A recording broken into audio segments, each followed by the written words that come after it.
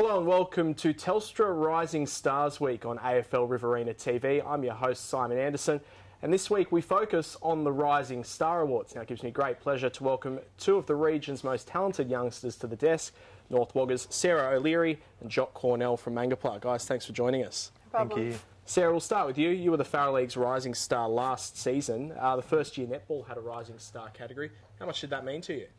It meant a lot. I was obviously really young, and it was my first year of A grade, so yeah, it meant a lot to I didn't really have an idea of what it was at the start, but yeah, when I got awarded for it, I was really happy. Now, Jock, the award for footballers, it's only been going for about 4 years, but two of the previous RFL winners are now playing in the AFL. We've got the Swans, Harry Cunningham, and of course Zach Williams from GWS. It's quickly becoming a prestigious award. Do you think it's a good way of recognising young talent locally? Yeah, it is. Obviously, it's a pretty good way to recognise young players in the RFL that are playing good footy. And obviously Harry Cunningham, Zach Williams, two great players who obviously did good things in the RFL and they've gone on to play even better footy in the AFL. Now, you were Mangapla's award winner last week. Sarah, you were North Woggers netball nominee earlier in the year. We'll take a look at this year's club nominations. In the football side of things, we've got Jess Rapley, Tom West, Josh Ashcroft, Tom Moline, Harry Perryman, Lockie Parker, yourself, Jock Cornell, and Jacob Veering. Over in the netball side of things, Jessica Willis, Anna Coravanta, Jess Wadley, Meg Collins, Abby Fellows, Prue Walsh, Ella Finnemore, and Jessie Williams.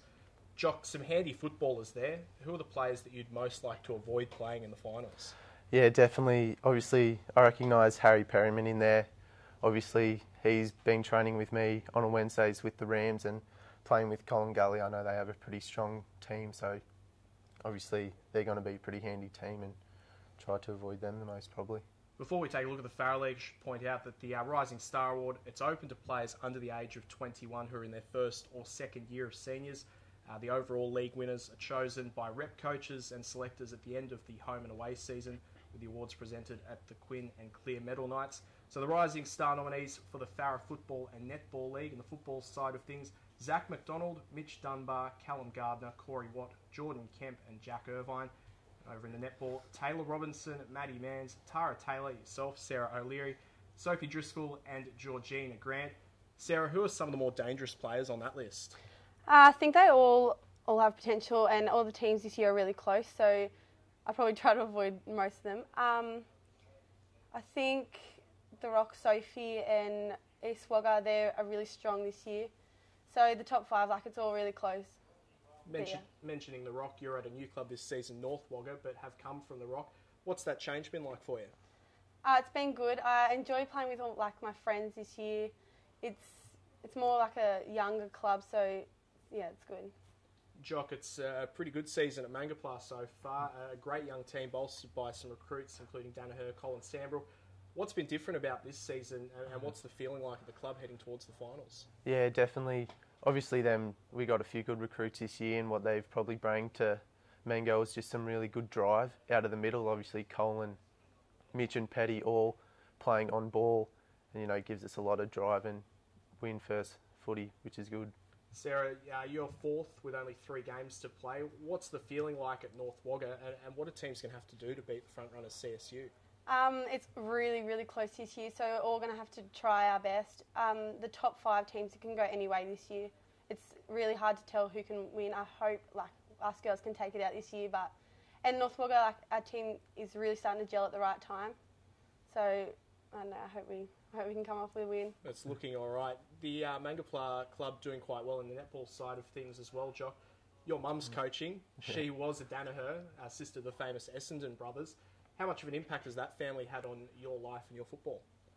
Yeah, definitely. Obviously, growing up down in Ungary, Chris down in Ungary, Terry, Anthony and Neil are in Melbourne, so obviously didn't catch up with them a lot. But with Chris down in Ungary and playing for Ungary, he always coached me as I was growing up, so he had a massive impact on my football career as a junior. Sarah, who have been some of the influences on your netball career so far? Mainly my parents, especially my dad. My dad always told me to play the best netball that I could and always influenced me to be the best that I could. So yeah, he was a big impact. you both have a lot of commitments this year, you know, school rep commitments as well as the weekend competitions. Jock, you've also been involved in the AIS program as well as the New South Wales ACT Rams. What's your experience with the Rams in the TAC Cup been like for the whole team in that competition and for yourself individually? Yeah, definitely. Obviously, I think this was the first year Rams have been invited to play in the TAC Cup, and it's a really good experience because it's obviously we only used to play the 4 national games, but now with the 7 TAC games, it's really good and gives you a lot of experience of really good quality football, and also prepares you for the under-18s nationals for the players who go on to play in that. How does that footy compare to when you come back and play in the RFL? Yeah, it is a bit different. It's probably a little bit quicker and the skills are probably a little bit sharper, but you know, RFL's pretty good and it's getting better as well. Now, Sarah, who are some of the players you admire most, both locally and at the top level? I guess we're seeing a lot of the top level players right now in the Commonwealth Games. Yeah, locally, I'd say my North Wagga team. They're so good. They put in 110% every week, and yeah, they never give up. I don't know. I have a lot of favourite players, so it's hard to say, but they're all so good, and I just admire watching them. What about yourself, Jock? AFL players you admire both locally and at the highest level? Yeah, definitely. Obviously, you know, Colin Gully had Chris Gordon, who won the Best and Fairest last year, so I admire the way he plays for Colin Gully and goes about his footy, which is good. And at a top level? Top level, obviously, I know barracking for Essendon. You know, I really like Dyson Heppel as a midfielder, and the way he goes about it is really professional. Sarah, where would you like to see yourself in 5 years' time? Hopefully getting as far as I can with my netball. Yeah, I hope like playing for Australia in the future. Excellent. And Jock, yourself? Yeah, obviously, still only being young, you know, I don't really try to worry about the future as much, just continue playing as good as footy as I can and hopefully see where that leads me in the future. Hope it all works itself out. Yeah, exactly, yeah. Well, guys, thank you very much for joining us today. Good luck for the rest of the seasons and good luck this weekend. Thank you. Thank you.